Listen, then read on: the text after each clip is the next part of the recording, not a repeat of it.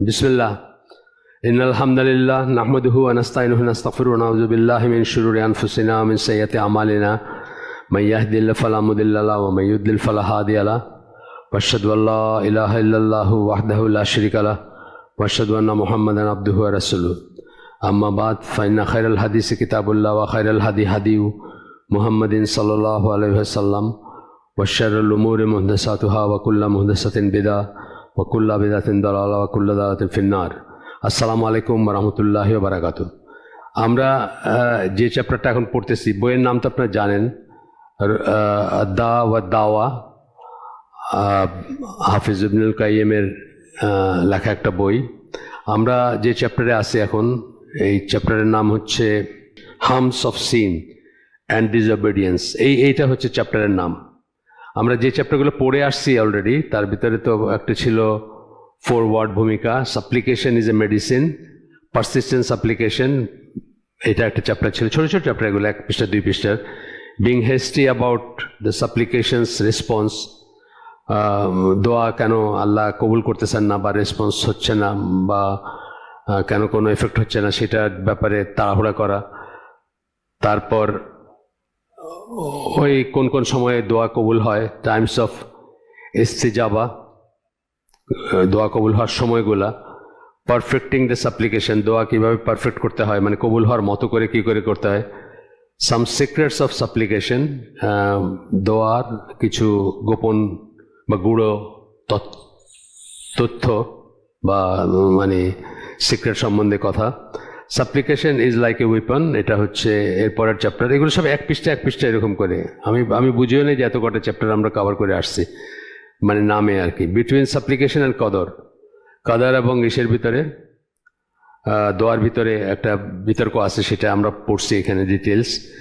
Between আল্লাহস pardon and command, আল্লাহর ক্ষমা এবং আদেশ, এই দুটার ভিতরে মানে কনফিউশন থাকে অনেকের। এরপরে হলো ডেলিউডেড পিপল, মানে বিভ্রান্ত লোক সকল। এরপরে হচ্ছে the difference between delusion and assuming good, আল্লাহ সম্বন্ধে ভালো ধারণা করা এবং বিভ্রান্তি, তার ভিতর ডিফারেন্স। আর এখন যে চ্যাপ্টারটা আছে, এটা একটু বড় চ্যাপ্টার, এটা 98-এ শুরু হয়েছে, পেজ 221-এ গিয়ে শেষ হবে। বড় চ্যাপ্টার এটা। এই জন্য বললাম যে চ্যাপ্টারগুলোর কোনো কনগ্রুয়েন্ট না আর কি, মানে সুষম না, একই ধরনের না সব। কোনোটা 1 পৃষ্ঠা, কোনোটা এই দেখেন এটা 100 পৃষ্ঠার উপরে, 123 পৃষ্ঠা এটা। হার্মস অফ সিন অ্যান্ড ডিসঅবেডিয়েন্স, যেখানে আমরা আছি, গুনাহ এবং অবাধ্যতার ক্ষতিগুলা কি বা ক্ষতিকর দিকগুলো কি, সেটা ক্ষতিকর দিক সবই ক্ষতিকর। তারপরে উনি বিভিন্ন হাদিসের মাধ্যমে তুলে ধরছেন যে কত রকমের গুনাহ এবং তার এফেক্টগুলো কি কি। আমার কাছে একটা বই আছে, আমরা পড়তে পারলাম না এখন পর্যন্ত, বেশ কয়েক বছর আগের বই, যে সালাতের ভিতরে মিস্টেকগুলো নিয়ে একটা বই আছে, 450 পৃষ্ঠার বই। ওইখানে খুব আজব আজব ব্যাপার আছে, যেমন আপনি রুকুতে একটা করলেন, তাতে হয়তো আপনার আন্ডারে যারা আছে তারা আপনাকে আর মানবে না আর কি। মানে এই ধরনের জিনিসগুলো আছে যেগুলো আমাদের অনেকেরই অজানা। মানে ঠিক রুকু, আমি মানে উদাহরণ দিতে গিয়ে বললাম, রুকুর কথাই বলছেন, এটা আমি শিওর না, বাট সালাতের একটা অ্যাকশনের কথা বলছেন, যেটা যদি ভুল করেন তাহলে আপনার সাবঅর্ডিনেটরা আপনাকে মানবে না। যেমন ধরেন পায়ের সাথে পা মিলাইলেন না, আপনার আমার হার্টের ভিতরে বিভক্তি থাকবে। এটা কিন্তু চোখে দেখা কোনো ব্যাপার না, কিন্তু এটা এফেক্ট, এবং এটা বিশ্বাস করি আমরা। সেইরকম ব্যাপার আর কি, যে প্রত্যেকটা জিনিস আপনার যে ইবাদত যেভাবে করার কথা সেইভাবে না করলে, বা সেই রিচুয়ালসগুলো সেভাবে না পালন করলে কোথায় হার্ম, সেটা হয়তো অনেক সময় আমরা বুঝবো না। সালাতেরটা আমি পার্টিকুলারলি বলি, বাংলাদেশে তো এটা কেউ রিয়েলাইজ করে না, কিন্তু যারা জ্ঞান আছে তারা তো এটা খুব করে। যেমন আলামিন মসজিদ বা যে কোনো মসজিদ দেখবেন এটা খুব ইম্পর্টেন্স দেয় এবং ওয়েট করে যেন সবাই পায়ে পা লাগাইতে পারে বা দাঁড়াইতে পারে। এইরকম যে আর কি। ওই 450 পৃষ্ঠার বই, এটা মাশহুর হাসান সালমান, আলবানির ছাত্র ছিলেন, তার বই, কমন মিস্টেক্স সালাতে যেগুলো করে মানুষ। এবং দেখবেন অদ্ভুত অদ্ভুত সব এফেক্ট বলা হয়েছে, কজ বলা হয়েছে, যে এই মিস্টেক করলে এরকম হবে, এই মিস্টেক করলে এরকম হবে, এবং ফলাফলটা বলা হয়েছে খুব আজব টাইপের ফলাফল, যেগুলো আমরা চিন্তা করি না। ভাবছিলাম যে পড়বো, কিন্তু বইটা একটু বড়, তো কন্টিনিউটি লাগবে আর কি, মানুষের ধৈর্যেরও ব্যাপার আছে। উনি হাদিসের বড় স্কলার, আলবানির ছাত্র ছিলেন, সরাসরি ছাত্র ছিলেন। মাশহুর হাসান সালমান, আপনি সার্চ দিলে পিডিএফও পেয়ে যাবেন, বাট অনেক বড়। আমরা ওটা ডাউনলোড করে তারপরে করছি আর কি, ওই হার্ড বাইন্ডিং করছি, ইসে পাঠায়, বাইন্ডিং যারা করে ওখানে পাঠায়। আসেন আজকের ইসে যাই। এই তাহলে আমাদের আজকের এইটাও মানে হেডিংটা সেটা, সাবজেক্ট বা হেডিং সেটা harms of sin and disobedience. Sin যখন বলি, আমরা আগেই বলছি, ইসলামী লিটারেচারে, ইংলিশ লিটারেচারে যখন সিন বলে তখন কবিরা গুনাহ বোঝায় ইউজুয়ালি আর কি, এবং ডিসঅবেডিয়েন্স মানে অবাধ্যতা। ঠিক আছে, আজকে ইবন আবি আদ-দুনিয়া, ইনি আপনার 2008 থেকে 2081 হিজরিতে বাগদাদে ছিলেন, হাদিসের বিশারদ। ওনার বর্ণনা অনেক হাদিস আছে, বাস প্রাইমারি বর্ণনা না, অন্য খান থেকে এই করছেন। এই হাদিসটা এখন যেটা, এটা মুরসাল হাদিস। মুরসাল মানে ব্রোকেন চেইন, যেটা আপনার পর্যন্ত পৌঁছায় না গিয়ে, আপনার ন্যারেশন বাই তাবেই without mentioning it from a companion, broken chain মানে একজন সাহাবী থেকে সরাসরি শুনেন নাই, এরকম আর কি। সাহাবী যিনি রাসূলের সামনে ছিলেন উনি বর্ণনা করতেছেন, ব্যাপারটা এরকম না আর কি, ওইখানে চেইনটা ব্রোকেন আর কি, এরকম। যেমন ইনি বলতেছেন, মানে ইনি যে বর্ণনা দিতেছেন সেটাতে, এক সেকেন্ড দেখি, আল হাকিম আসছে। এটা হচ্ছে যে আল্লাহ রাসূল সাল্লাল্লাহু আলাইহি ওয়াসাল্লামের লাইফ টাইমে একটা ভূমিকম্প হয় এবং উনি তখন জমিনের উপরে হাত রাখেন, হাত রেখে বলেন যে বি কাম, শান্ত হয়ে যাও।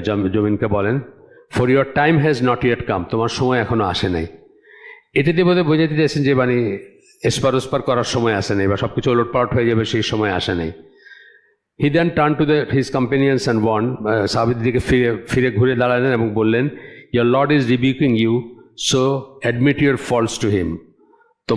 তোমাদের রব তোমাদেরকে তিরস্কার করতেছেন, সুতরাং গুনাহ স্বীকার করো তার কাছে। গুনাহ স্বীকার করা মানে কি? তওবা করো বেসিক্যালি। গুনাহ স্বীকার করা মানে, স্বীকার হচ্ছে প্রথম স্টেপ, তওবার প্রথম স্টেপ। নিজে মানুষ কিন্তু গুনাহগার মনে করলেই তো না মানুষ তওবা করবে। অনেক মানুষ তো আমরা গুনাহ করে এটাকে কিছু মনে করি না। আমি ওর সাথে কথা বলতে বলতে আসতেছিলাম যে আমাদের সমস্ত সোশ্যাল ফেব্রিকে এমনভাবে আল্লাহর অবাধ্যতা এবং হারাম এবং কবিরা গুনাহ ঢুকে আসছে যে আমরা এটা রিয়েলাইজও করি না আসলে এখন। মানে মনে করি যে এটা ছাড়া জীবন চলবে কিভাবে। ব্যাংকিং ধরেন, একটা কথা হচ্ছিল ব্যাংকিং নিয়ে, ক্রেডিট কার্ড নিয়ে কথা হচ্ছিল। যারা ক্রেডিট কার্ড ব্যবহার করেন বা করতে হয় তারা কল্পনাই করতেছেন না যে এর ভিতরে খারাপ কি। ভাবতে আমি তো সুদ খাই না, আমি সুদ নেই, আমি কখনো ওই বাকিতে কিছু কিনি না। কিন্তু আমার অনেক সময় বিদেশি ক্লায়েন্ট আছে অথবা বিদেশি কোনো ব্যাপার আছে আমাদেরই, যেমন ধরেন এই যে এইগুলা কি রিনিউ করতে হয় না, এই যে জুমটুম, তখন তো ক্রেডিট কার্ড বা ডেবিট কার্ড লাগে, বা লাগে, অন্য একটা বিদেশি একটা কানেকশন লাগে। তো অনেকে মনে করতেছেন আমার এটা তো আছে, এটা সমস্যা কি আমার, আমি তো সুদ খাই না। কিন্তু সুদের একটা ইনস্ট্রুমেন্ট, আপনি সুদ খান বা না খান, আপনার সুদী ব্যাংকে কারেন্ট অ্যাকাউন্ট রাখাটাকেও হারাম বলা হয় এবং নিষেধ করা হয়।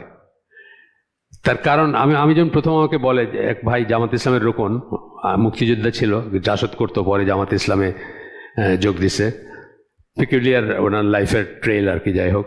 তো উনি বলতেছিলেন যে, উনি আমাকে বুঝাই দিয়েছিলেন, উনি আমাকে প্রথম যখন বললেন যে সুদী ব্যাংকে কারেন্ট অ্যাকাউন্ট রাখা উচিত না সুদ না নিলেও, তা আমি এটা লজিকটা বুঝি নাই। তো উনি বললেন যে দেখেন, আপনি একটা বাগান, ফলের বাগান, ওইখানে পরিচর্যা করতে হয়, আপনি ওইটার মালি, আপনি পরিচর্যা করেন কিন্তু কোনো পারিশ্রমিক নেন না, তো ফলের বাগানের মালিক যে সে আরও খুশি হবে না যে মালি আমার ফলের গাছে পানি দিতেছে কিন্তু কোনো পয়সা নেন না। মানে সুদের গাছে পানি দিতেছেন, আপনার অ্যাকাউন্ট রাখছেন, তো ওইখানে অ্যাকাউন্ট রাখা মানে কি, সে বেনিফিটেড হচ্ছে, কিন্তু আপনি ওইখান থেকে কোনো ফল নেন না, তার জন্য আরও ডবল লাভ তার। তখন আমি বুঝলাম যে হ্যাঁ, আসলে তো আপনি সুদের ইনস্ট্রুমেন্টকে লাভবান করতেছেন, এই সেন্সে হারাম এটা। এইভাবে আমরা কত কিছুতে জড়ায় আছি যেগুলোকে আমরা মানে মনে করি যে এটা তেমন কিছু না, এটা সিরিয়াস না, বা এটাই না। তো আমি বলতেছিলাম ওকে যে দাজ্জাল দ্য অ্যান্টিক্রাইস্ট, যে বইটার কথা আমি বলি, অনেকবার বলছি, দাজ্জাল দ্য অ্যান্টিক্রাইস্ট, আহমদ থমসন বলে একজন কনভার্টেড মুসলিমের লেখা বই। ওই বইটা আমি 1998 সালে পড়ি, এবং ওর পর থেকে আজ পর্যন্ত আমি আর সুখী মুসলিম হইতে পারিনি। বিকজ ওই বইতে উনি দেখাই দিয়েছেন যে আমাদের লাইফের সকল মেজর জিনিস হচ্ছে কাফেরদের মতো। আমাদের শরীরটা খালি মুসলমানের, আর কর্মকাণ্ড হচ্ছে সব কাফেরের।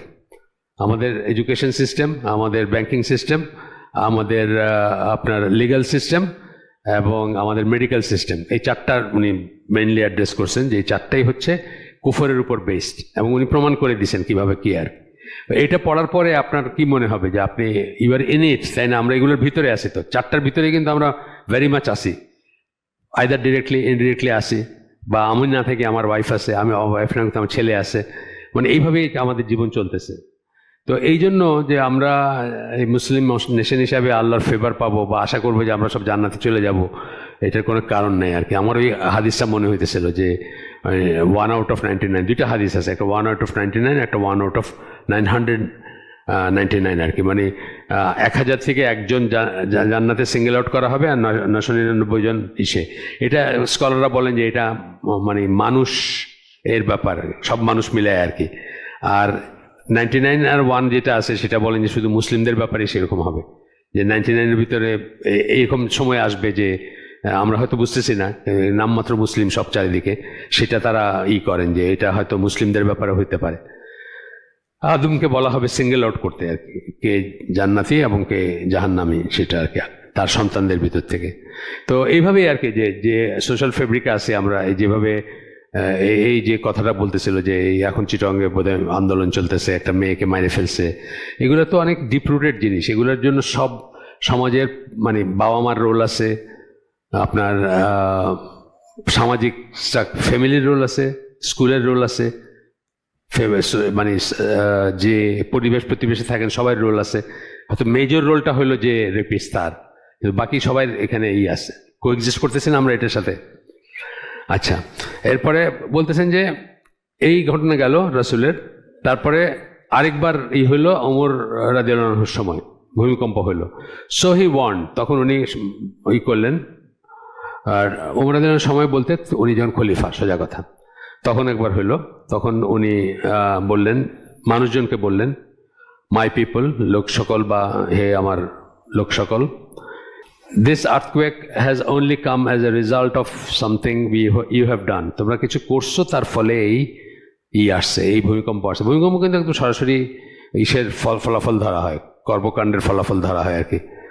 এটা যেই জনগোষ্ঠীতেই হোক, দেখতে মনে হতে পারে আর এটা মুসলমান, তো এখানে হচ্ছে কেন না, যেখানেই হোক সেটা একটা ওয়ার্নিং আর কি।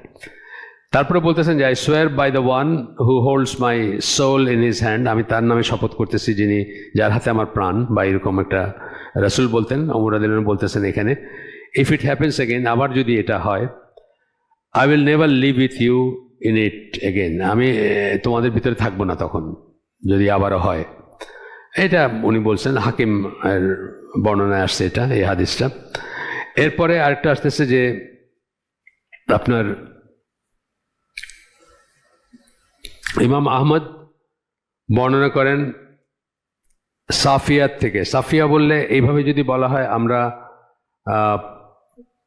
প্রাথমিকভাবে বুঝবো সাফিয়া রাদিয়াল্লাহু আনহা, কিন্তু এখানে সেটা বলেন নাই কিছু। ওনারা আসলে কনফিডেন্ট যে এইটা কি বললে কি বোঝাবে এটা সবাই জানে আর কি। যেমন এই বইতেই আছে আল কাসিম বলে একজনের নাম, তো উনি হচ্ছেন আবু বকরের নাতি। এটা তো আমরা তো আর একবারে বুঝতেছি না, আমাদের এদের আল কাসিম বলে কি বোঝায় এটাকে আবার সার্চ করতে হচ্ছে। সার্চ করে দেখছে মোহাম্মদ বিন আবু বকরের ছেলে।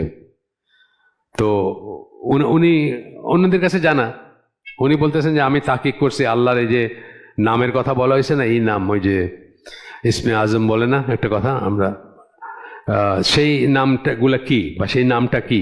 তো উনি বলছে আমি তাকিক করছি এটা আল হাইয়ু আল কাইয়ুম, এই দুইটা ছাড়ার কোনোটা হইতে পারে না। এইটা রেফারেন্স দিয়ে বলছে আল কাসিমের মতে। আল কাসিমকে আমি তো আকাশ থেকে পড়লাম, তারপর আমি খুঁজে বাইর করলাম যে হাদিস লিটারেচারে যখন আল কাসিম বলা হয় তখন কাকে বোঝানো হয়, তখন ওনাকে বোঝানো হয়। এরপরেও আর আল কাসিম ছিল, বা হয়তো আরো অনেকে ছিল, সেগুলো বোঝানো হয় না। যাই হোক, উনি বলতেছেন যে ইমাম আহমদের ইসের থেকে আসতেছে এটা। আচ্ছা, না, এটা সম্বন্ধে কোনো মন্তব্য নাই। An earthquake occurred in Medina during the time of Umar, so he warned them. একটা একই ধরনের বর্ণনা, ভূমিকম্প হয়েছিল ওমরের সময় এবং উনি মানুষকে সাবধান করছেন।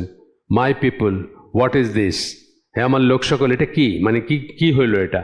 How quickly you have strayed, কত তাড়াতাড়ি তোমরা বিপদগামী হয়ে গেছে। অর্থাৎ বুঝাতে চেয়েছেন যে রাসূলের মৃত্যুর কয়দিন হয়েছে, তোমরা অলরেডি বিপদগামী হয়ে গেছো। If it happens again I will not live with you in it. আবার যদি হয় আমি তোমাদের ভিতরে থাকবো না এটা দেখার জন্য বা এটার সময়। এরপরে কাব মেনশনস, এই যে কাব বললেন এখানে কোন কাব? কাব বিন মালিক বলে একজন ছিলেন, উবাই ইবনে কাব ছিলেন। আমাদের মনে প্রথমে আসবে উবাই বিন কাব, মানে শর্টকাট যদি আমরা চিন্তা করি, কিন্তু এখানে বলেন নাই কোন কাবের কথা বলতেছেন। কাব ইবনে মালিক একজন ছিলেন। এরকম আরো থাকতে পারেন, এটা কমন নাম ছিল একটা, কতগুলো নাম আছে না কমন। মালিক নামটা যেমন খুব কমন, তাদের ভিতর পাবেন আপনি। আবদুল্লাহ ছাড়া ওগুলো তো অন্য ব্যাপার, আবদুল্লাহ এগুলো তো ইসলাম পরবর্তী নাম ভাই, সেই হিসাবে সবাই রাখছেন। কিন্তু এমনিতে ট্র্যাডিশনাল নামের ভিতর ধরেন মালিক নামটা কমন পাবেন, তারপরে ধরেন আনাস নামটাও বেশ কমন পাবেন, এই ধরনের আছে বেশ কিছু। The earth only quakes when sins are committed upon it. ভূকম্পন তখনই হয় যখন তার উপরে গুনাহ করা হয়। causing it to tremble from the fear of the Lord. আল্লাহর ভয়ে সেটা কেঁপে ওঠে, আল্লাহর ভয়ে সেটা কেঁপে ওঠে। এই হচ্ছে বর্ণনাটা। এরপরে আরেকটা ন্যারেশন আসতেছে, এটা ওমর বিন আব্দুল আজিজের সময় হয়তো ভূমিকম্প সবকটাই যে ডেভাস্টেটিং হয় তা না, অনেক কটা হয় জাস্ট মাইনর ইস্যু। এই কয়দিন আগে সৌদি আরবে একটা হয়েছে আপনার, যখন আমাদের দেশে হইলো যেটা একটা বড় করে হইলো না, তার পরপর সৌদি আরবের ওয়েস্টার্ন কোস্ট যেটা, সেখানে খুব হালকা একটা হয়েছে 4 পয়েন্ট সামথিং বা এরকম, কোনো নাই, কোনো ক্ষয়ক্ষতি নাই, কিন্তু বোধটা আছে।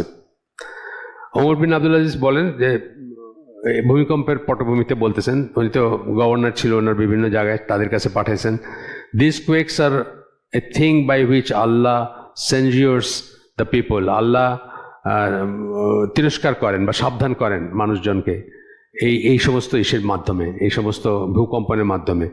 I am writing to the provinces so that the people may go out on such and such on such a day of such a month. মানে একটা মাসের একটা দিন ঠিক করে দিলেন, সেই জন্য মানুষ যেন বাইরে যায় এবং সাদাকা করে যেন আল্লাহর অসন্তুষ্টিটা প্রশমিত হয়। সাদাকা হচ্ছে আল্লাহর রাগ প্রশমন করার একটা উপায়। মানুষ যখন স্যাক্রিফাইস করে, সাদাকা তো বেসিক্যালি স্যাক্রিফাইস, কম হোক বড় হোক ছোট হোক যে যা করলো।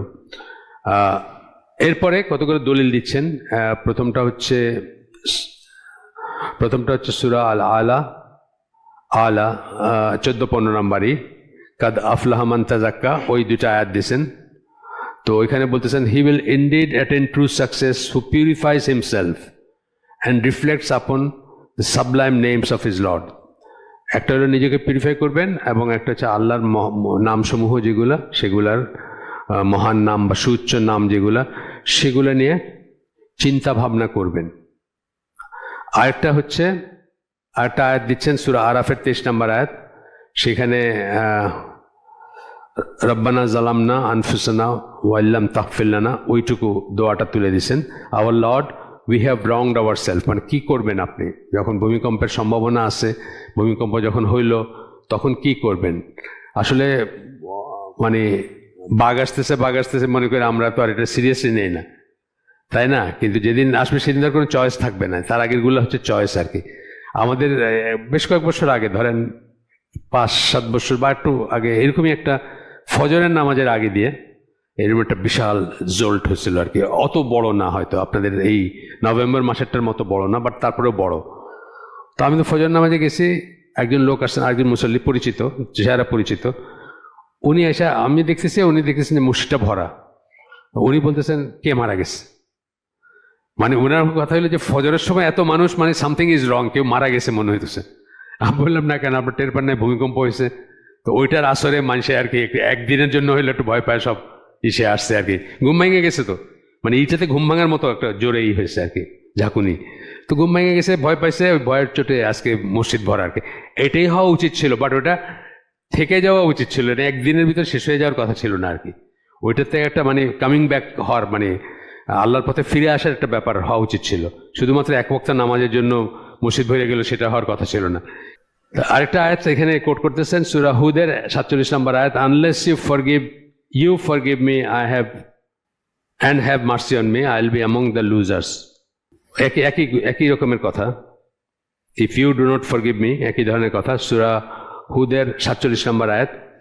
এরপরে আসছে সূরা আম্বিয়ার 87 নম্বর আয়াত, there is no god worthy of worship, লা ইলাহা ইল্লাল্লাহ যে কথাটা আমরা বলি সেটা, except you, glory be to you, I have indeed done wrong. মানে নিজের গুনাহ, নিজের জুলুম, ওয়ালাইকুম আসসালাম, নিজের গুনাহ নিজের জুলুমগুলোকে স্বীকার করা আল্লাহর কাছে, ছোট হওয়া, নরম হওয়া, স্বীকার করা, মাফ চাওয়া, এইটাই হচ্ছে ভূমিকম্পের করণীয়, ভূমিকম্পের পরে করণীয় যেটা সেটা।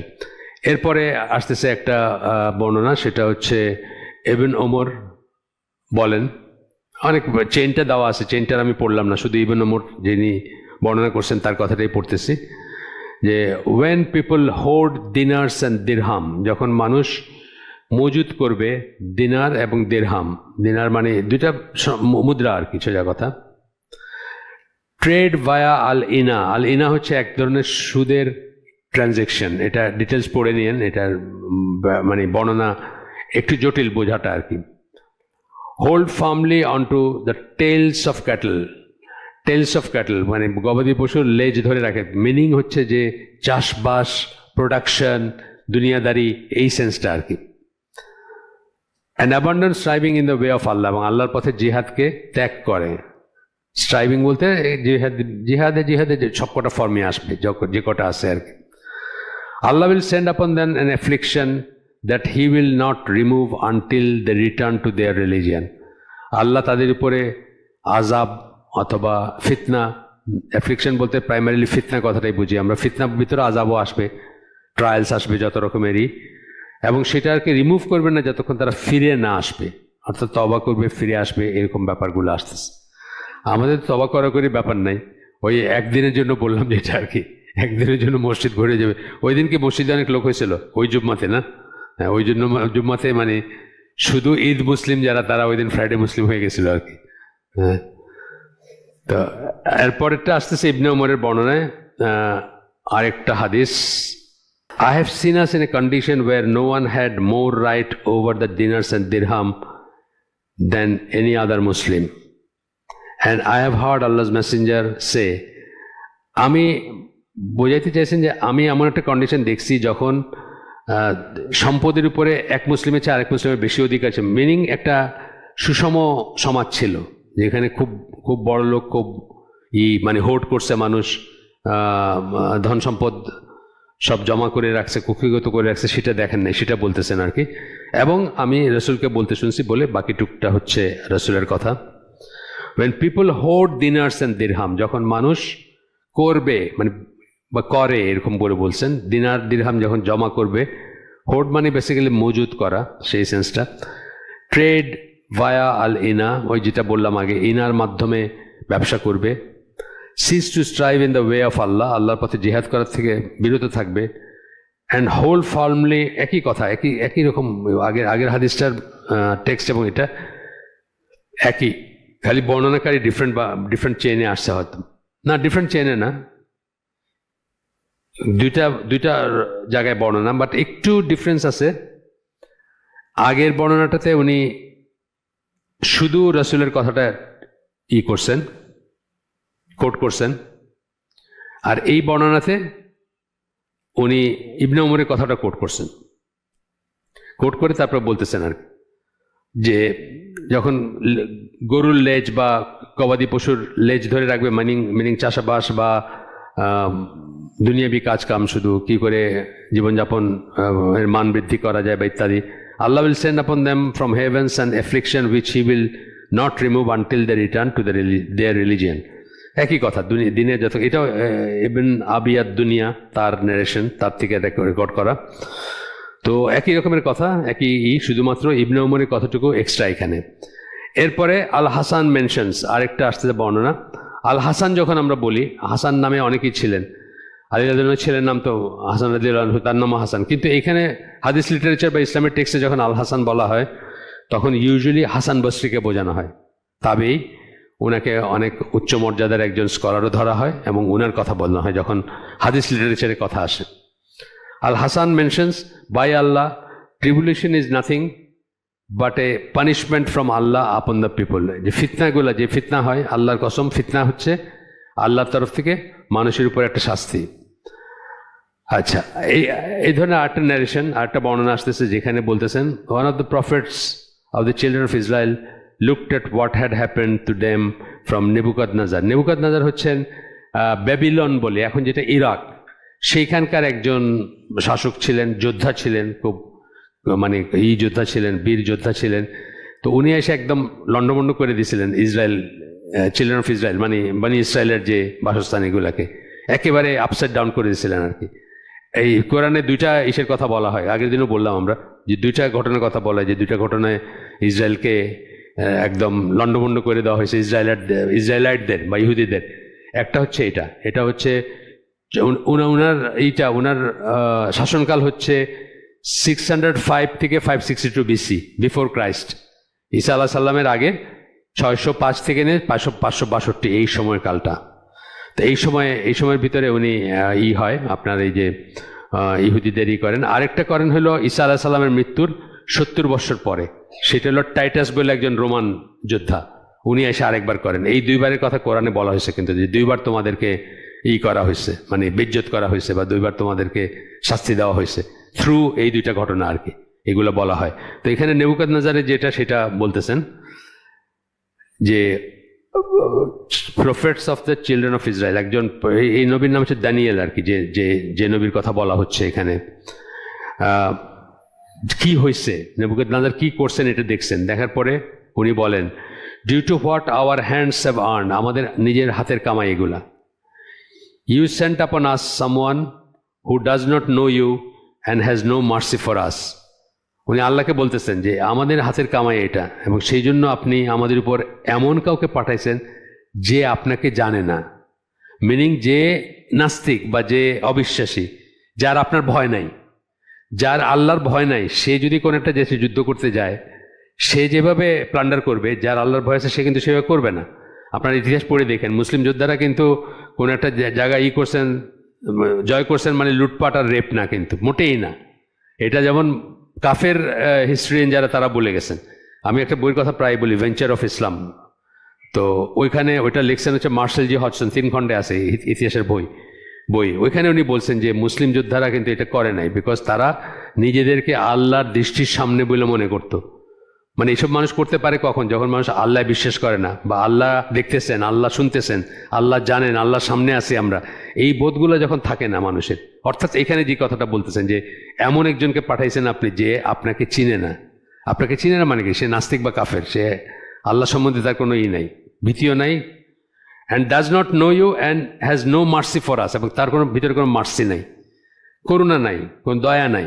যে মক্কা বিজয় সহ যে কটা আপনার ইসলামের যে কটা বিজয়ের গল্প শোনেন আপনারা, সেটা পার্সিয়া হোক, সেটা সিরিয়া হোক, সেটা অন্য কোনো দেশ হোক, আপনারা দেখেন এই প্লান্ডারিং নাই, কিন্তু প্লান্ডারিং নেই। বরং ওমরাদের সোলজাররা এতই ছিল, ডিসিপ্লিন ছিল, মাথা নিচু করে ঢুকছে তারা, মাথা নিচু মানে চোখ নিচু করে, চোখটা উঠায় তাকায় নেয় ডাইনে ভাই, চোখ নিচু করে ঢুকছে।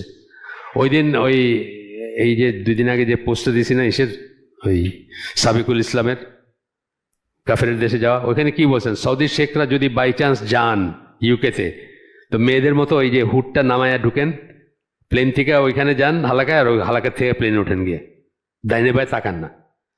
তো মার্সি যারা আল্লাহর ভয় থাকবে, যারা এই ক্যান্টনমেন্টের যে সিস্টেমটা, এটা কিন্তু ওমরাদের সময় থেকে শুরু, জানেন তো, ক্যান্টনমেন্টে যে আলাদা থাকবে আর্মি, মানে জনগণের ভিতরে বাজার করে বেড়াবে না। আমাদের এখানে দেখা যায় ইউনিফর্ম পরে বাজার করতেছে, এটা হবে না। এটা হবে না কেন, যে তারা যেন কোনো অ্যাডভান্টেজ না নেয়, তারা যেন কোনো তারা যে সোলজার, এটা একটা আছে না, বিশেষ করে যদি বিজয়ী সোলজার হয়, যে দেশ বিজয় করছে, তার একটা আলাদা ডাটফাট থাকতেই পারে। সে মানুষের কাছে গিয়ে তো একটা, আমি তো পাকিস্তানে আমলে দেখছি যে ওই আমাদের দাদির বাড়ির যে একটু বাইরে হলেই মেইন রোডটা দেখা যায়, তো একটা আর্মির জিপ যাইতেছে, কয়েকটা ছাগল চড়তেছে, জিপটা থামাইলো, ছাগল উঠায় নিল, আবার চলে গেল। মানে কিছু বলেন না, আপনি কি বলবেন, তাই না? পাকিস্তান আর্মি যে ওই 9 মাসের কথা বলছে, 9 মাসের কথা, আপনি কি বলবেন? একই কথা ইন্ডিয়ানরা মানে যথেচ্ছ লুটপাট করে নিয়ে গেছে, যা পারছে, যা বিস্কুটের টিন পর্যন্ত নিয়ে গেছে, এটা আসছে রেকর্ডে। মানে এই বিস্কুট ইন্ডিয়া পাওয়া যায় না, ইন্ডিয়াতে ইম্পোর্টেড জিনিস ছিল না।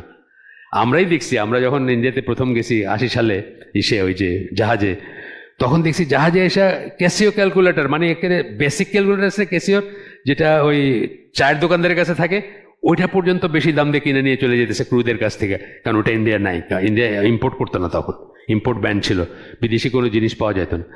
তো যাই হোক, মানে এইটাই বলতেছি যে বিদেশি হইলে তো আর কোনো কথাই নেই, বিদেশি বিজয়ী আর্মি যদি হয় সে তো যা ইচ্ছা তাই করবে, কিন্তু ইসলামী আর্মি আপনার পড়ে দেখেন ইতিহাস, এটা আমি মার্শাল জা হডসনের কথা বলছি, উনি তো কাফের, উনি তো আমেরিকান, তো উনি তো বলছেন যে মানে এটা একদম ডিফারেন্ট স্টোরি ছিল মুসলমানরা যখন কোনো দেশ জয় করছে, এটা আমাদের মতে কনকার বলতে বা কনকোয়েস্ট বলতে যা বোঝায় তা না। আচ্ছা, নেবুকাদনেজার আস প্রফেট দানিয়েল, এই যে ওই সময়কার যে নবী দানিয়েল বলে যে নবী ছিলেন, তাকে নেবুকাদনেজার জিজ্ঞেস করছিল, what has empowered me over your people. মঙ্গলরা কিন্তু সেম ছিল জিনিস, মঙ্গলরা যে মার্সিলেসলি যা করছে, বিকজ তাদের কোনো আল্লাহ বিশ্বাস ছিল না, বা তারা কোনো আল্লাহকে ভয় করতো না, সোজা কথা। তো উনি বলতেছে যে আমাকে, তোমাদের মানুষের উপর আমাকে ক্ষমতা দিল কে?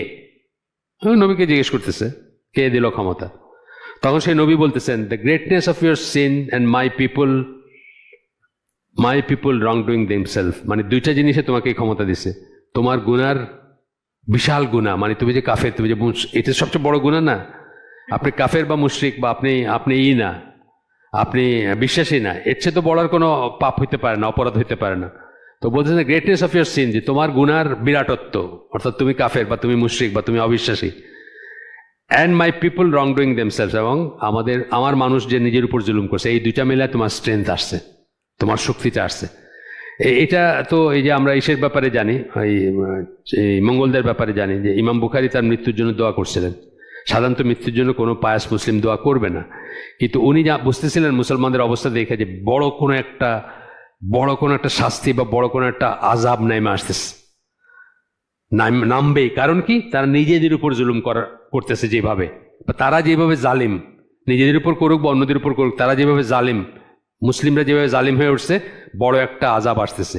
এবং সেখান থেকে উনি চাইছিলেন যে এই আযাবটা যেন আমি না দেখি, এবং ঠিকই ওই মঙ্গল ইটা আসলো তার পর আর কি।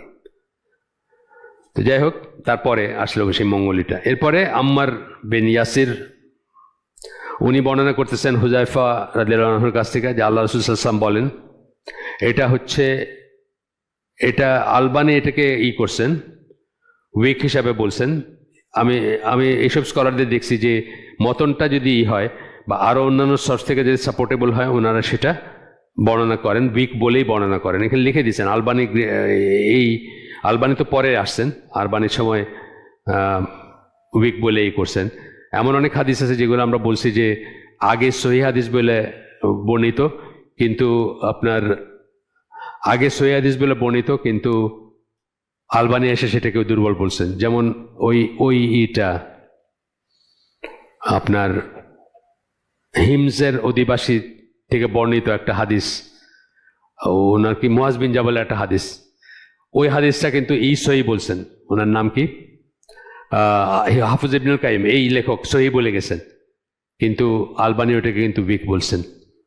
350 বছর, মানে 350 বছরের শ্রেষ্ঠ মুহাদ্দিস বলা হয় ওনাকে, উনি কিন্তু এই সেটাকে উইক বলছেন। আলবানি তো আমাদের সময়, মানে এই তো গত শতাব্দীতে মারা গেলেন, বা 2000 সাল পর্যন্ত বোধহয় ছিলেন উনি, আমি শিওর না, 2000 সাল পর্যন্ত। এরা সব কুইক সাকসেশনে মারা গেছেন। আলবানি সম্ভবত 2000 সালেও বেঁচে ছিলেন।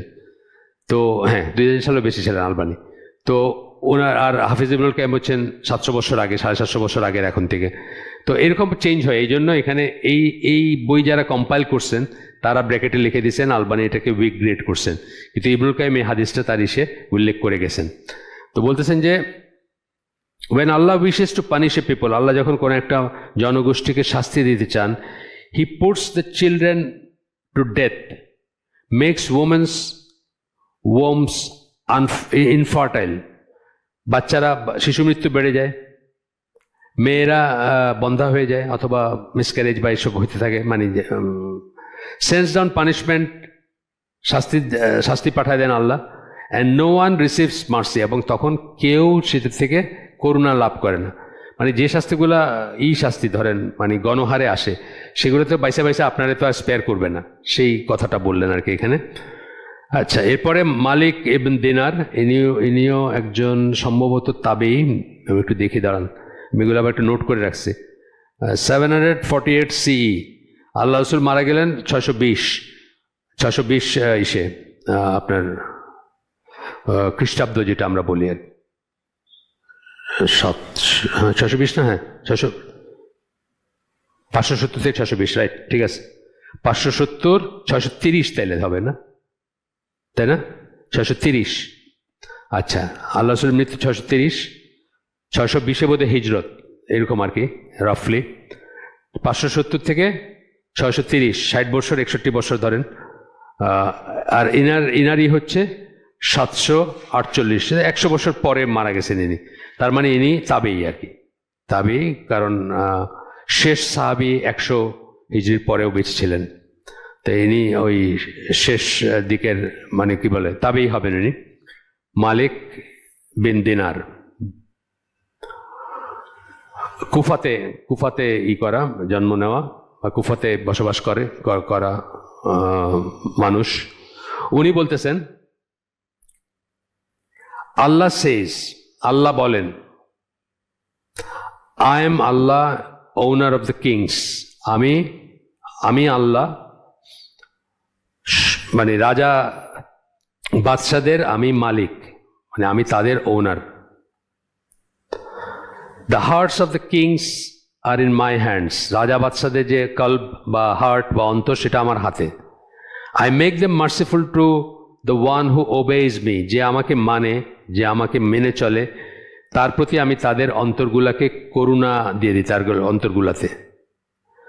And ruthless to the one who disobeys me, এবং যারা রুথলেস এবং যারা আমাকে আমার অবাধ্যতা করে, তাদের প্রতি রুথলেস করে দিই তাদের হার্টকে। এই কিং বলতে কিন্তু উনি মুসলমানদের কথা বলেন নাই, যত কিং যত আছে, যেমন ধরেন মঙ্গলদের কথা যে বললাম, হালাকু খান বা মঙ্গলদের কথা যদি বলি, মঙ্গলরা যখন বাগদাদকে র্যানসেক করে, বাগদাদকে একদম, মানে কি বলবো, একদম ধ্বংসাবশেষে পরিণত করে, তখন মুসলমানদের অবস্থা কি ছিল? একদম ডিকেড, শেষ অবস্থা। মানে মেয়েরা নাকি ঝাড়ু দিয়ে বাইর করে পুরুষদের যুদ্ধে বাইর করতে পারে না, মানে এত আয়েসি, এত আরাম, এত ভীতু হয়েছিল। ঝাড়ু দিয়ে নাকি পিটাইছে যে যাও, মানে শহর অ্যাটাক করতেছে, আসছে মঙ্গলরা, তারা যাবে না আর কি, তারা যুদ্ধ করবে না, এরকম একটা অবস্থা ছিল। আরামে, আয়েসে, লাক্সারিতে, কবিতা, গান আছে না, এইসব জিনিসের ভিতরে ডিবেট, এইসব জিনিসের ভিতরে, রাজসভার ভিতরে ডিবেট হইতেছে, এগুলোর ভিতরে মানে এঙ্গেজড। সো বলতেছেন যে তাদের প্রতি রুথলেস করে, যে যারা আমাকে অমান্য করে, তাদের প্রতি তারা কঠোর হয়ে যায়। এই যে ধরেন যে সমস্ত আমাদের এই দুনিয়াতেও যে সমস্ত অত্যাচারগুলো আসে, অনেক সময় আমরা দেখি যে একটা নেশনের উপর একটা কাফের বা একটা অন্য জাত করতেছে। যেমন ছোটোখাটোভাবে ইন্ডিয়ার কথাই বলি, ইন্ডিয়াতে যে অত্যাচারগুলো হইতেছে, এখানে আমি বলতেছি না যে অত্যাচারগুলো খুব ভালো বা হোক, সেটা বলতেছি না, কিন্তু এগুলোর পিছনে আমাদের একটা আছে না, এই ইন্ডিয়ার মুসলিম জনগোষ্ঠী কত কমপ্লেসেন্ট ছিল হিন্দুদের মাঝখানে থাইকা, অলমোস্ট মানে বর্ডার লাইনগুলা অলমোস্ট মিশে গেছিল, যে একটা লাইন থাকবে না, ডিভিশনের একটা লাইন না, মিশে গেছিল অলমোস্ট। নামে বলেন, বিয়ে শাদিতে বলেন, কালচারে বলেন, অনুষ্ঠানে বলেন, নাম করা মানুষরা সব হিন্দু বিয়ে করে বসে রয়েছে। আপনার এই সুব্রমণ্যম স্বামীর মেয়ে আছে, সুব্রমণ্যম স্বামী আপনার জানেন বোধহয়, প্রচণ্ড মুসলিম বিদ্বেষী, ইসলাম বিদ্বেষী একটা লোক, ওই বাংলাদেশ দখল করে নেওয়া উচিত বলছিল, হারবার্ডের টিচার ছিল, হারবার্ড থেকে 2003 সালে তারা বাইর করে দিচ্ছে যে এইসবের জন্য, সে ওই যে মুসলিম বিদ্বেষী করে। তার মেয়ের নাম হলো সুহাসিনী হায়দার। হ্যাঁ, এখন সুহাসিনী হায়দার হলো দ্য হিন্দুর ফিচার কলামিস্ট বা ফিচার এডিটর বা কিছু একটা আর কি। দ্য হিন্দুর আবার অনলাইন ভার্সন আছে, সেখানে সে রেগুলার কথা বলে আর কি, খুব ওয়েল এডুকেটেড, খুব পরিশীলিত। সে একদিন বলতেছে, আমার হাজব্যান্ড মুসলিম, আমি তো আর মুসলিম না, আমি তো হিন্দুই। মানে এই অবস্থা হয়েছে যে এইগুলোর কোনো বাজ বিচার নাই। তো এটা আমরা অবশ্যই রিগ্রেট করি, অবশ্যই আমাদের খারাপ লাগে, আমাদের বুকে লাগে, আমাদের কষ্ট লাগে, আমরা দোয়া করি, আমরা তাদের কি করে সাহায্য করা যায় এটাও হয়তো মনে মনে চিন্তা করি। কিন্তু এগুলো তো একদিনে আসে নাই, এগুলো ধরেন over the period of time আসে। যেই জন্য পাকিস্তানের আইএসআইয়ের চিফ ছিলেন হামিদ গুল, লেফটেন্যান্ট জেনারেল হামিদ গুল, উনি বেঁচে ছিলেন তখন, রিটায়ার্ড। মোদি যখন পাওয়ারে আসলেন তখন হামিদ গুল কি 2015 সালে, তখন হামিদ গুল কি বলেন? আলহামদুলিল্লাহ বলছেন যে এখন ইন্ডিয়ান মুসলিমরা দ্বিজাতি তত্ত্বের মিনিংটা বুঝতে পারবে। সারা জীবন তো করে গেছে যে দ্বিজাতি তত্ত্বের রং আমরা একসাথে থাকলেই পারতাম, আমরা তো ভালোই আছি ইত্যাদি বলছে। তো হামিদ গুল বলছেন যে এখন বুঝবে যে দ্বিজাতিত্বের মানে কি। আস বুঝতেছে না এখন দ্বিজাতিত্বের মানে কি, হাড়ে হাড়ে বুঝতেছে এখন। মানে ইন্ডিয়া কি বলে পশ্চিমবঙ্গের মতো জায়গাতে বুঝতেছে, যেখানে মুসলিম বড় একটা ফোর্স, কিন্তু সেখানে উত্তরপ্রদেশে কিন্তু মুসলিমরা অনেক বড় একটা ফোর্স ছিল। মানে উত্তরপ্রদেশ বলতে আমাদের মাথায় ইসলাম, মুসলিম, উর্দু ভাষা, উর্দু শায়েরি, এই সমস্ত কথাগুলো আসতো সব। সেইখানে দেখেন কি অবস্থা এখন, ওই যোগী আদিত্যনাথের জায়গা। আবার এখানে অবস্থা দেখেন আপনার আমাদের দেশে। তারপরে আমাদের যারা মাইনরিটি আছে তারা বুঝে না যে এখানে কত ভালো আছে। মানে আমাদের আজান পড়ছে কিনা মাগরিবের ওয়াক্তে আমরা বুঝি শাঁখের আওয়াজ শুনি না। আমার পাড়া হ্যাজ বিকাম এখন অনেকটা শাঁখারি পট্টি মার্ক। ওই শাঁখারি পট্টি থেকে সব মাইগ্রেট করে করে এখন এসে গ্রিন রোডে বোধহয় জড়ো হয়েছে, আমি জানি না। আমি মানে মাগরিবের আজান দিয়ে হুজুর একদিন দিতে দেরি করে, আমি বুঝে যাই ওই শাঁখের আওয়াজ থেকে আর টং টং বেলের শব্দ থেকে বুঝি যে মাগরিবের ওয়াক্ত হয়ে গেছে। তো যাই হোক, এখন আমরা একটু যাই সামনে। এরপরে বলতেছেন, do not busy yourself in cursing the kings. ওই রাজা বাদশারে গালি দিতে সময় নষ্ট করো না আর কি, বা ওইটাতে বিজি হয়ে যাবে না। কারণ এগুলা এমনি এমনি হাসতেছে না আর কি, এইটাই বোঝাইতে চেয়েছেন আল্লাহ যে এদেরকে গালি দিয়ে কোনো লাভ নেই, নিজেরা ঠিক করো আর কি, সোজা কথা। রিপেন্ট টু মি, তওবা করো আমার কাছে। And I will make them compassionate with you, আমি তাদের ভিতরে তোমাদের জন্য মার্সি ঢুকাই দিব বা দয়ালু করে দিব তোমাদের প্রতি তাদেরকে। এটি দেখেন যে অনেকখানি একটা জায়গায় দেখবেন যে একটা ইসের আন্ডারে মুসলিমরা আসে, ভালো আছে। আমি কয়েকদিন ধরে একটা পড়তেছিলাম যে রাশিয়াতে নাকি অনেক আরব মুসলিমরা, মানে সৌদি আরব বলতেছি না, অন্যান্য আরব দেশগুলোতে কিন্তু ধরেন দুবাইতে একটা ভালো মুসলিম আছে, তার জন্য কিন্তু ইসলাম প্র্যাকটিস করা ডিফিকাল্ট। কিন্তু দুবাইয়ের মতো জায়গায়, বুঝেন তো আপনারা, এখন বুঝেন না, দুবাইয়ের মতো জায়গায় ইসলাম প্র্যাকটিস করা খুব ডিফিকাল্ট। কারণ আমাকে স্ট্যান্ডার্ড ব্যাংকে চাকরি করতো এক উপরের দিকে একটা ছেলে বলতেছে আমার চেয়ে অনেক ছোটো, সেই জন্য সে আমাকে বলছে যে আগে আমরা আমাদের মানে ভ্যালুড কাস্টমারদেরকে আর এর জন্য ব্যাংকক পাঠাইতাম, থাইল্যান্ড পাঠাইতাম আর কি, একটা টিকিট দিয়ে দিলাম যে আপনি বেড়ায় আসেন একটু।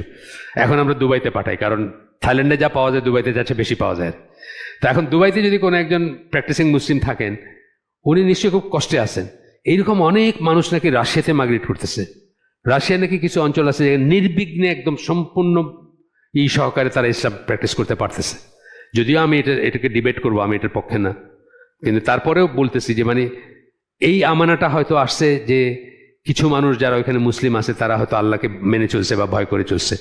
এটার মিনিংটা তাই আর কি, এই হাদিসটা যেটা পড়লাম আমি। ঠিক, তবা করো আমার কাছে, I will make them compassionate with you, আমার কাছে তবা করো, আমি তাদেরকে তোমাদের প্রতি মার্সিফুল বা তোমাদের প্রতি দয়ালু বানায় দেব। এরপরে আল হাসান আল বসরি, ওনার একটা আসতেছে, ওনার একটা আসার আসতেছে, ওয়েন আল্লাহ wishes well for a people, আল্লাহ যখন কোনো একটা জনগোষ্ঠীর মঙ্গল চান, he places their affairs with the wise ones and spoils with those who are lenient. Spoils বলতে সঙ্গী সাথী বোঝানো হয়েছে, মানে ওয়াইজ ওয়ান যারা জ্ঞানীদের হাতে তাদের অ্যাফেয়ার, মানে বাদশাগুলা, রাজাগুলা, শাসকগুলা তখন জ্ঞানী হয়, এবং তাদের সাঙ্গপাঙ্গগুলাও তখন তারা এবং তাদের সাঙ্গপাঙ্গগুলা লিনিয়েন্ট হয়। লিনিয়েন্ট মানে কি, সহজ হয়, কঠোর হয় না, মানে মানুষের উপর কঠোর হয় না। যেমন ধরেন ইভেন কাফের দেশের কথা বলতেছে, কাফের দেশও আছে না, কোনো কোনো কাফের দেশে মুসলমানরা একটু বেটার অফ আছে না। যেমন এই মুহূর্তে বেটার অফ, মানে রিলেটিভলি আমি বলতেছি, এই মুহূর্তে ধরেন কানাডায় একটা রিলেটিভলি বেটার আছে, আমেরিকার চেয়ে বেটার আছে। কানাডায় ধরেন অনেক, এই যে সেপ্টেম্বর 11 পরে, বিশেষ করে গত 10-12 বছর আগের কথা বলতেছি, বহু মানুষ কিন্তু মুসলিম আমেরিকা থেকে কানাডা যাওয়া কিন্তু ইজিয়ার, সেটেল করা ইজিয়ার। বহু মানুষ কিন্তু কানাডা গিয়ে সেটেল করছে, বিকজ কানাডায় এই জিনিসগুলো কম। আমেরিকাতে আপনার মুসলিম ভাবলে আপনার পাশে বসবে না বাসে, এরকম একটা অবস্থা আসছে। বাসে ট্রেনে আপনার পাশে বসবে না, প্লেনে বলবে আমি আনসেফ ফিল করতেছি, হ্যাঁ আমার ভয় লাগতেছে কিছু একটা, এটা কি আজান শুনছে নামাই দিছে প্লেন থেকে, দোয়া পড়তেছে, দোয়া পড়ি না আমরা, আল্লাহ আকবার বলে দোয়া পড়তেছে, প্লেন ছাড়বে, বলছে যে আমার ভয় লাগতেছে, এই বোধহয় এই এক্সট্রিমিস্ট, ওরে নামাই দিচ্ছে প্লেন থেকে। তো এরকম অনেক মানুষ কিন্তু কানাডায় মাইগ্রেট করছে। যাই হোক, সেটা অন্য কথা। তো বলতেছেন যে ওয়েন আল্লাহ উইশেস ওয়েল, আল্লাহ যখন কোনো একটা জাতির বা মানুষের ভালো চান, তাদের উপরে তাদের অ্যাফেয়ারগুলো এমন মানুষের হাতে দেন যারা ওয়াইজ, এবং যাদের সাঙ্গপাঙ্গরাও, তারা এবং তাদের সাঙ্গপাঙ্গরা হচ্ছে লিনিয়েন্ট, মানে তারা নরম আর কি, আপনার প্রতি নরম বা আচরণটা ভালো আচরণ করে। ওয়েন আল্লাহ wishes evil for a people, আল্লাহ যখন কোনো জাতির অমঙ্গল করতে চান, He places their affairs with the foolish ones. তিনি তখন তাদের ব্যাপার স্যাপার একজন মানে নির্বোধের হাতে দিয়ে দেন, অর্থাৎ যার বুদ্ধিশুদ্ধি নাই সেরকম শাসকের কাছে দিয়ে দেন। অ্যান্ড দেয়ার স্পয়েলস, এবং তাদের সাথে সাঙ্গপাঙ্গ মানে যেগুলো বুদ্ধি নেই তাদের হাতে দিয়ে দেন। আমাদের দেশে সেটার সিলসিলা চলতেছে বহু বছর ধরে না, আমাদের এটা তো খুব রেয়ার আর কি আমাদের এখানে, কিন্তু এক্সেপশনাল হয়তো একটা বুদ্ধিমানের হাতে কখনো শাসন যায়, খুব ক্ষণস্থায়ী হয় তার শাসনটা, সে মরে যায়। কিন্তু মানে জেনারেল কথাটা এরকমই আর কি, যে আমরা বহু বছর ধরে বোধহীন বুদ্ধিহীনদের হাতে আছি, তাই না? চলতেছে আর কি সিলসিলা। He places their affairs with foolish ones and their spoils, এবং তাদের সাঙ্গপাঙ্গদের হাতে দিয়ে দেয়। উইথ দ্য স্টিঞ্জি ওয়ান্স, মানে তারা কি হয়, কৃপণ হয়। তারা ওই আগের যারা লিনিয়েন্ট তাদের মতো হয় না, তারা সবকিছুতে টাইট দেয়, সবকিছুতে কৃপণ হয়। ইমাম আহমদের বর্ণনায় আসতেছে। এরপরে কাতাদা বলেন, মুসা বলেন, মুসা নবীর কথা বলতেছেন, narrated, my lord, you are in the heavens and we are on the earth, so how can we know your anger from your pleasure? আপনি আকাশের উপরে, আমরা পৃথিবীতে, আমরা কিভাবে আপনার ক্রোধ এবং আপনার সন্তুষ্টি এটার ভিতরে ডিফারেন্সিয়েট করব? মানে কোনটা আপনার ক্রোধ, কোনটা আপনার সন্তুষ্টি, এটা কীভাবে বুঝবো?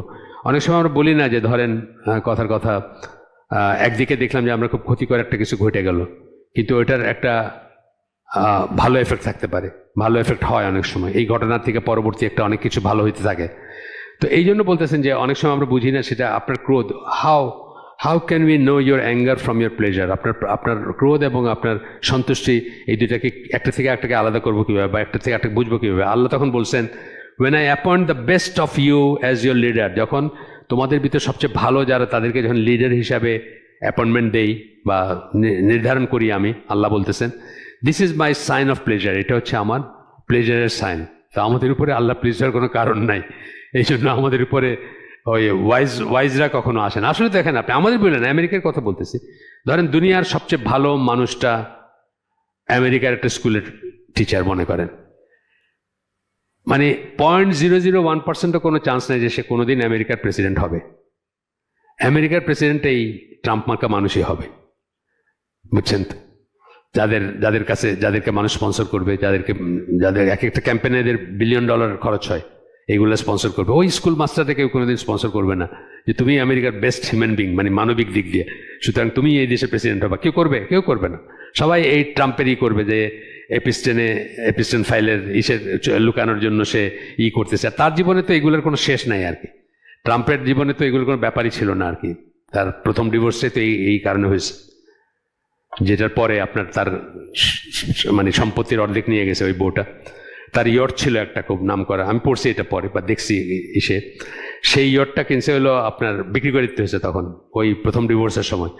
সেটা কিনছে হলো আপনার তালাল, প্রিন্স তালাল আছে না সৌদি আরবের বিলিয়নিয়ার, সে কিনছে ওটা আর কি। মানে ওরা আবার মাসুদ তো ভাই আর কি, ওই লেভেলে আবার তারা ফ্রেন্ডস আর কি।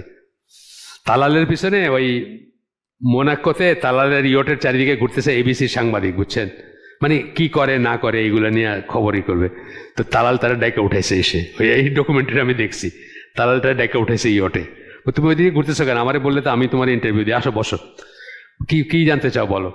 তখন ওই সাংবাদিক হলো এবিসির, বুঝছেন? ও দেখে যে ওইখানে অনেক কটা ফ্ল্যাগ লাগানো আছে, তার ভিতরে এবিসির ফ্ল্যাগ আছে। তো ও তালালই বলতেছে আমার কিন্তু এবিসিতে স্টেক আছে, মানে যা করো যা বলবো এটা সাবধানে বললো আর কি। এইভাবেই চলতেছে ওদের দুনিয়া, এইভাবেই চলে। তালালটা তো বোধহয় আন্দার রাখছে বেশ কিছুদিন, যে এই MBS তালালটা বেশ করছে আর কি, ওর কাছ থেকে বোধহয় বেশ আদায় করছে আর কি। চান্দা বলবো না কি বলবো, যাই বলেন আর কি, অনেক অর্থনীতি আদায় করছে তার কাছ থেকে, বেশ কিছুদিন ওরে ভিতরে রাখছে, এখন কোথায় জানি না। প্রিন্স তালাল মানে ও সৌদি ঈদের ভিতরে বিলিয়নারদের ভিতরে একজন আর কি, আদার দেন রাজা এবং কি বলে বাদশাহ এবং ক্রাউন প্রিন্স ছাড়া আর কি। তো বলতেছেন যে when I appoint the worst of you as your leader, এবং তোমাদের সবচেয়ে খারাপটারে যখন তোমাদের লিডার বানায় দিই, this is sign of my anger, এটা হচ্ছে আমার ক্রোধের একটাই। আমরা তো জাস্ট পিরিয়ডটা পার হয়ে আসছি, আর সামনে কি আছে জানি না। আমরা কিন্তু এগেন অ্যান্ড এগেন দেখতেছি, এবং আমাদের জন্য কিন্তু মুক্তি নেই। যেমন ইজিপ্টের কথা আমি বলি, গামাল আব্দুল নাসিরের সরাইয়া, গামাল আব্দুল নাসিরের পরে সাদাত, মনে হচ্ছিল গামাল আব্দুল নাসির সবচেয়ে খারাপ। সাদাত দেখা গেল ইহুদির সাথে চুক্তি করে শেষ। তারপরে আসলে হোসনে মোবারক, মনে হচ্ছে এটা বোধহয় বেটার, বেটা আরো খারাপ। ওইটা গিয়া একটু শর্ট টাইম, একটু সময় মুরসি ছিল, যাই হোক, যে কারণে অনেক ভুলভাল ছিল, যে জন্য সে আর স্টেবল হয় নাই। এখন মুরসি গিয়ে এখন কে আছে, এটা আরো খারাপ, মানে এই চেনের ভিতরে উপরে গুলাচ্ছে আরো খারাপ। সিসি মানে এটা মুসলিম কিনা এটা নিয়ে কিন্তু অনেক লেখালেখি আছে, তাই না? অনেক অনেক বিতর্ক আছে যে এটা আদৌ বিশ্বাসী কিনা। আসেন আমরা একটু আগাই। ইবন আবি আদ-দুনিয়া, যার কথা একটু আগে বলছি, ওনার আরেকটা আসতেছে, দ্যাট অ্যাকর্ডিং টু আল ফুদাইল ইবন ইয়াদ। আল ফুদাইল ইবন ইয়াদ একজন বেশ ইন্টারেস্টিং ক্যারেক্টার। জানেন নাকি আপনারা? ওনার নাম শুনছেন? কি জানেন ওনার সম্পর্কে ইন্টারেস্টিং ব্যাপার কি? উনি কিন্তু ডাকাইত ছিলেন, হাইওয়ে রবার ছিলেন আর কি, মানে হাইওয়েতে ডাকাতি করে না, তখনকার হাইওয়ের ডাকাতি আর কি। হঠাৎ একদিন কোন এক জায়গায় কোরআনের একটা রিসাইটেশন শুনে না, উনি একদম আমূল পরিবর্তন হয়ে যায় ওনার লাইফ, একদম টোটালি সবকিছু ছেড়ে দিয়ে। পরবর্তীতে কিন্তু স্কলার, ওনার অনেক কাজ দেখতে পাবেন আপনি যদি দিনের পড়াশোনা করেন, অনেক কাজ দেখতে পাবেন। তো ওনার থেকে বর্ণনা করতেছেন ইবন আবি আদ-দুনিয়া, যার কথা বললাম আমরা একটু আগে, যে রাফলি কবে বললাম, দাঁড়ান একটু, আমার এই ডেটগুলো জানতে বা জানাইতে ইচ্ছে। 208 থেকে 281 হিজরি, 208 থেকে 281 হিজরি। 10 হিজরিতে রাসূল সাল্লাল্লাহু আলাইহি ওয়াসাল্লাম মারা গেছেন। তারপরে আর কি আপনারা এখন রিলেট করে নেন, বেশি দিন পরেন না, মানে হয়তো থার্ড জেনারেশনের হবেন আর কি। তো উনি আল ফুদাইল ইবন ইয়াদ থেকে বলেন যে আল্লাহ তার একজন নবীর কাছে ওহী পাঠান, when those who know me disobey me, যারা আমাকে জানে তারা যখন আমাকে অমান্য করে, I unleash against them those who do not know me. খুব সুন্দর কথা, কিন্তু এক লাইনের ভিতরে অনেক বড় একটা কথা বলে ফেলছেন। যারা জানে আমাকে, those who know me, যারা আমাকে জানে, মানে আল্লাহকে যারা জানে, আমরা জানি না আল্লাহকে, আমরা তো বিশ্বাসী। ডিজবে মি, আমাকে যখন ডিজবে করে, আমাকে যখন অমান্য করে, তখন আমি তাদের উপর নাজিল করি কাদের? Those who do not know me, মুশরিক, কাফের বা অবিশ্বাসী বা সেমি অবিশ্বাসী। আমাদের লিডারদের আমরা হিসাব নিতে যাই না, এটা আমাদের কাজ না। কিন্তু আপনারা একটু চিন্তা করলে বুঝবেন যে কয় পার্সেন্ট আসলে বিশ্বাসী আর কয় পার্সেন্ট রিয়েল বিশ্বাসী আর কি। বিশ্বাসী হতে চায়, নাম কাছে বিশ্বাসী, নাম আছে একটা মুসলিম নাম, কিন্তু কয় পার্সেন্ট রিয়েল বিশ্বাসী এটা আমরা আল্লাহর আইন চাই না যখন বলে কেউ। ওই যে বলছিলাম না যে ইলেকশনের আগে আমাকে জিজ্ঞেস করছে, ওই আমি একটা হালাকা করতাম ইসের ওই কি বলে মহাখালী ডিউএইচএস এক ব্রিগেডের রিটায়ার্ড, ওনার বাসায়। তো ওখানে আর্মির রিটায়ার্ড মানুষজন থাকে, তো ওনাদেরই একজন জিজ্ঞেস করছে, তাদেরই একজন সেনা প্রধান, উনি টেলিভিশনে অন রেকর্ড বলছে যে আমরা আল্লাহর আইন চাই না। তো উনি আমার জিজ্ঞেস করতেছে উনি কি মুসলমান আছে? আমি বললাম দেখেন, উনি কি মুসলমান আছে কিনা এই ফতোয়া আমি দিতে পারবো না, কারণ ওনাকে আমি মসজিদে যেতে দেখছি। উনি হয়তো এটা জামাতে ইসলামের বিরোধিতা করতেছে দেখে বলছে, জামাতে ইসলাম বলে আমরা আল্লাহর আইন চাই, উনি বলতেছে আমরা আল্লাহর আইন চাই না। কিন্তু উনি কখনো চিন্তা করে দেখেন নাই যে এটার মানে কি।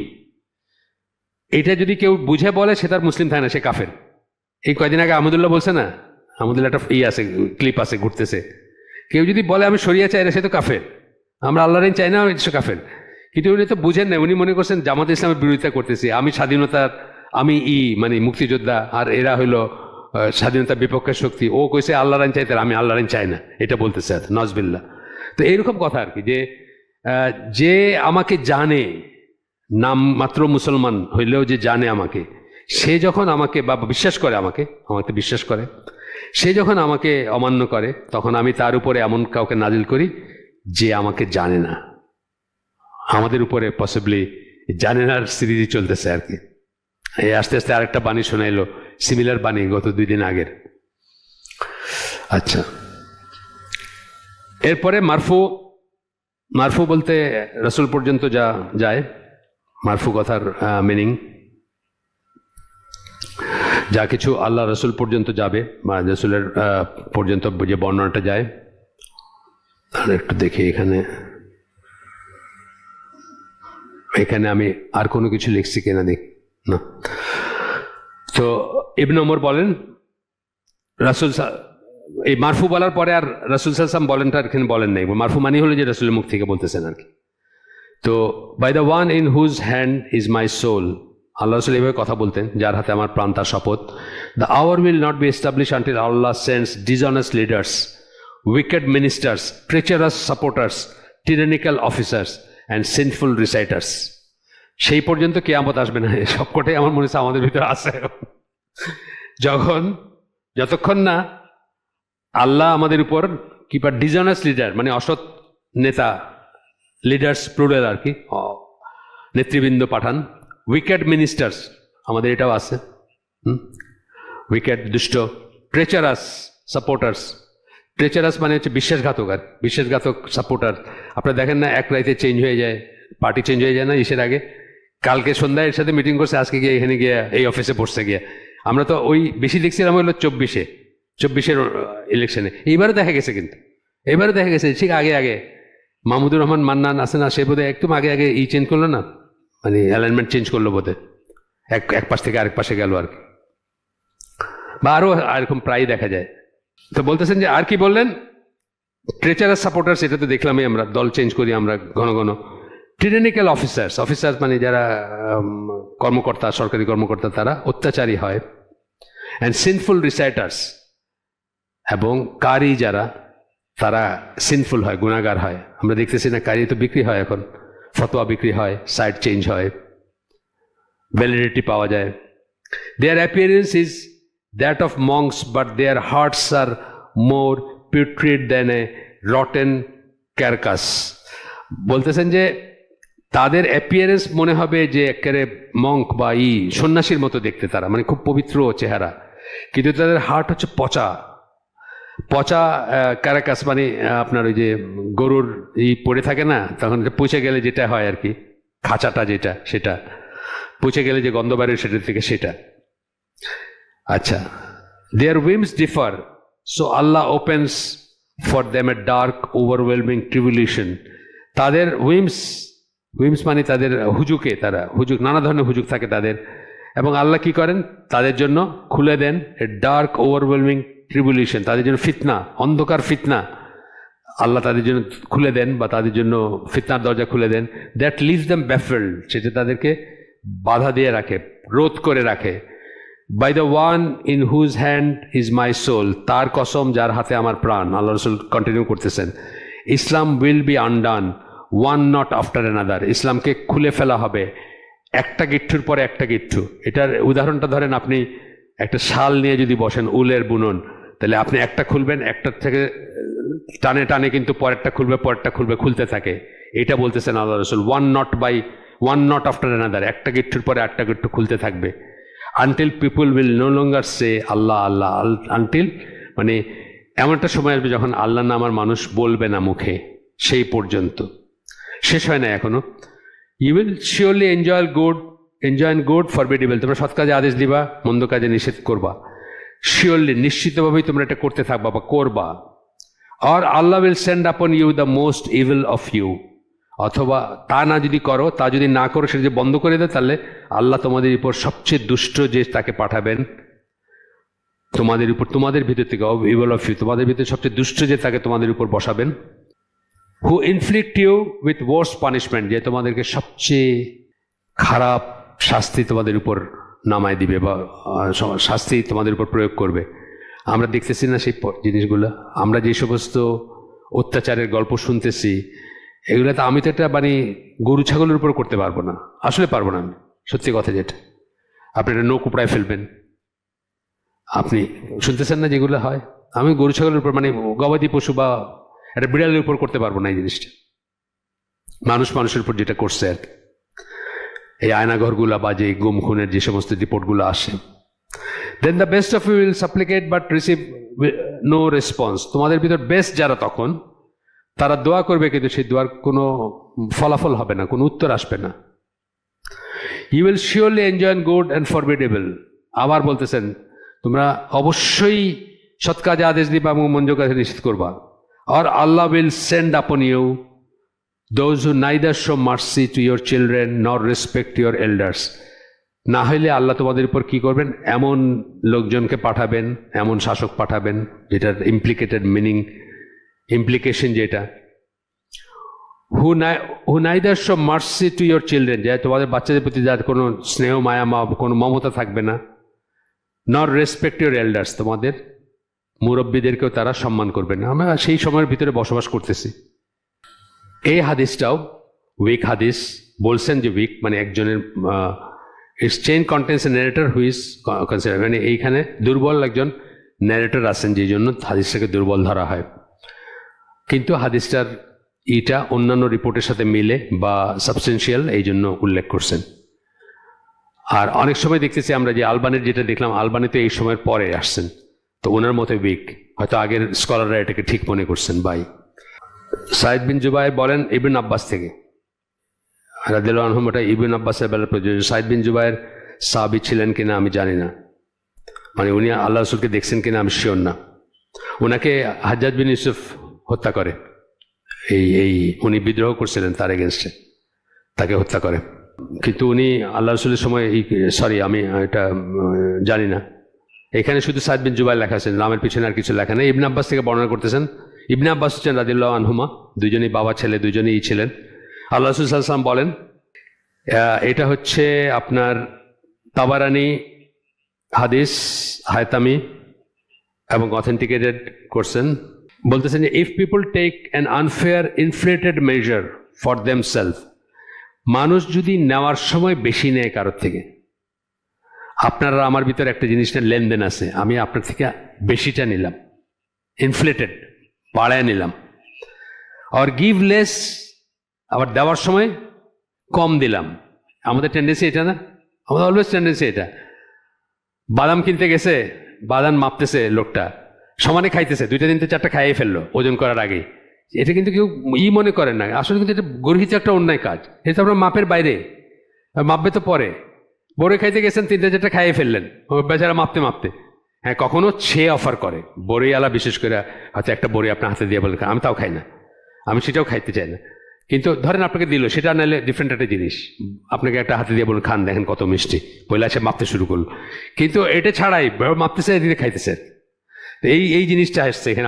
আমি উদাহরণ খুঁজতেছিলাম যে আমি উদাহরণটা করতে দেবো, বেশি নেওয়ার উদাহরণটা করতে দেবো, কম দেওয়ার উদাহরণটা না দিতে পারি, ওজনে ফাঁকি দিতেছে, চুরি করতেছে। বেশি নেওয়া তখন মনে হলো যে আরে এইভাবে তো মানুষ বাদাম খায় আর বড়ই খায় রাস্তায়, খুব কমন একটা বললাম আর কি। আল্লাহ উইথহোল্ডস, এরকম যখন হবে তখন আল্লাহ কি করবেন? আল্লাহ উইথহোল্ডস রেইন ফ্রম দেম, আল্লাহ বৃষ্টি, তাদের থেকে বৃষ্টি খরা দেখা যায় আর কি, বৃষ্টিটা ধরে রাখেন। Once fornication becomes prevalent in a community, যখন ব্যভিচার যখন খুব কমন হয়ে যায় একটা কমিউনিটিতে, সো ডাজ ডেথ, সেখানে মৃত্যুও সেরকম কমন হয়ে যায়। আপনি দেখেন এই যে মহামারী যেগুলা আছে, আপনি দেখেন যে জাস্ট ইটালিয়ানদের কথা চিন্তা করেন, ইটালিয়ান কিন্তু সবচেয়ে করাপ্ট দেশের একটা ইসে এইসব ব্যাপারে আর কি, কিভাবে তাদের এই তছনছ করে দিয়েছে কোভিডটা, তাই না? এখন যে এবোলা ভাইরাস থেকে কিন্তু একটা ইন্টারন্যাশনাল থ্রেটের ব্যাপারে চলে আসে। এবোলাটা কিন্তু কঙ্গোর একটা particular, Democratic Republic of Congo, যে তার একটা পার্টিকুলার জোনে কন্টেন করে রাখছিল ওয়ার্ল্ড হেলথ অর্গানাইজেশন, মানে অনেক কষ্ট করে। এটা খুব ফেটাল আর কি, এটা কোনো রকম কোনো ট্রিটমেন্টের ব্যাপার নেই আর কি, মোটামুটি সার্টেন আর কি। তো এই উগান্ডার সাথে একটা বর্ডার আছে, কি একটা খ্রিশ্চান অনুষ্ঠান আছে যেটার জন্য বর্ডার ক্রস করে মানুষ উগান্ডায় যায় আর কি, এর থ্রুতে কিন্তু উগান্ডায় স্প্রেড করে গেছে। এখন উগান্ডার ভিতরে কন্টেন্ট করতে না পারলে 1-2টা ফ্লাইট খালি আসবে এই দেশে ওই দেশে, বাস আপনার কোভিডের মতো ছড়াই গেল, এই ভয়টা করতেছে, বুঝছেন? এবং এটা কিন্তু কোভিডের চেয়ে অনেক বেশি ফ্যাটালিটি রেট অনেক বেশি, মৃত্যুর হার। এই কয়দিন হয়েছে মাত্র বর্ডারের ওই পাশে শোনা গেছে 134 জন বোধহয় না 35 জন দেখলাম কালকে মারা গেছে এর ভিতরে আর কি। তো এইটাই আর কি, যে যখন ওই সমস্ত দেশগুলোতে আপনি এই ফর্নিকেশন বা ব্যভিচার যেটা বলতেছে, বিশেষ করে সাব সাহারান আফ্রিকা যেটা বলি, নাইজেরিয়া, ঘানা, কিন্তু গরু ছাগলের মতো মানুষ জীবনযাপন করে আর কি, জাস্ট গরু ছাগলের লাইফ আর কি। যদি ব্যভিচারের কথা আপনি ধরেন, চিন্তা করেন, জঙ্গলের জীবন আর কি। ওয়ান্স ইন্টারেস্ট বিকামস প্রিভ্যালেন্ট, যখন সুদটা মেইন হয়ে যায় ট্রানজ্যাকশনের ভিতরে, যেটা আমাদের দেশে এখন বা অনেক দেশে, সো ডাজ ইনসেনিটি, তখন মানুষের ভিতরে পাগলপনা বা মানে মস্তিষ্ক বিকৃতি দেখা যায়। এই যে আজকে ঘরে ঘরে যে আজকে অটিস্টিক, মানে আমরা তো বড় হয়েছি, আমি যে স্কুলে পড়ছি আমাদের কয়েকটা করে সেকশন ছিল, এক একটা ক্লাসে 45 থেকে 50টা একজনও মনে পড়ে না যে অটিস্টিক ছিল, একজনও না। আজকাল আমাদের এই স্কুলে ফিল্টার করার পরেও দেখা যায় যে ক্লাসে কেমন করে জানি তাকায় আছে, কেমন করে জানি কথা বলে, মানে ঘরে ঘরে অটিস্টিক আর কি। এরপরে murder becomes prevalent, war people kill one another, মানুষ হত্যা করবে। Allah sends enemy upon them, তাদের উপর আল্লাহ শত্রু পাঠায় দেন। কওমে লুতের এই যখন প্রিভ্যালেন্ট হয়, যেটা আমাদের দেশে আস্তে আস্তে পিক আপ করতেছে, there will be landslides, earthquake, তখন ভূমিকম্প হবে। People will cease enjoying good and forbidding evil, যখন সৎ কাজ আদেশ মন্দ কাজে নিষেধ দেওয়া বন্ধ করে দেবে মানুষ, until their deeds are not raised, তখন কি হবে, তাদের কোনো আল্লাহর কাছে যাবে না, কোনো সৎকর্ম আল্লাহর কাছে যাবে না তখন। And their supplications are not answered, এবং তাদের দোয়া আনসার করা হবে না। সুবহানাকা আল্লাহুম্মা বিহামদিকা আশহাদু আল্লা ইলাহা ইল্লা আনতা আস্তাগফিরুকা ওয়া আতুবু ইলাইক। আমরা যে শুনলাম তার মধ্যে ভালো কিছু শুনে থাকলে সমস্ত প্রশংসা আল্লাহ, আলহামদুলিল্লাহ। খারাপ কিছু শুনে থাকলে সমস্ত ব্যর্থতা আমার, এবং সেটা শয়তানের তরফ থেকে। আল্লাহ আমাদেরকে তৌফিক দেন যা ভালো শুনলাম তার উপর আমল করার। আসসালামু আলাইকুম ওয়া রাহমাতুল্লাহি ওয়া বারাকাতুহু।